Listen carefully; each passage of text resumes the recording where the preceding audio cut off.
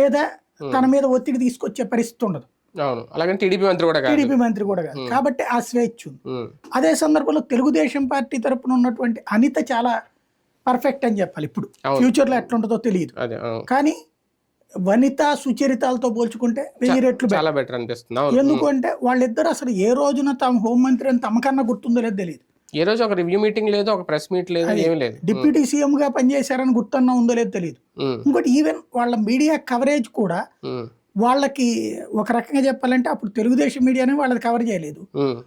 వీళ్ళు అట్లాంటి అసలు మీడియా ప్లానింగే చేసుకోలేదు.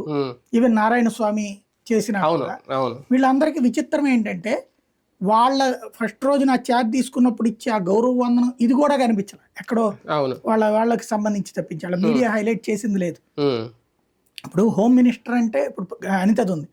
ఆ రోజున అరెస్ట్ చేసినటువంటి లేకపోతే ఆమె డీజీపీ కార్యాలయం దగ్గరికి వెళ్ళి దండం పెట్టి వెనక్కి వెళ్ళిపోవడం, అదే చోట ఆమెని రిసీవ్ చేసుకున్నటువంటిది, ఇవన్నీ చేశారు. సుచరిత ఎప్పుడన్నా చూసాం అది? కాబట్టి ప్రాక్టికల్ గా చెప్తే ఇంకొకటి స్టేట్మెంట్ ఆవిడ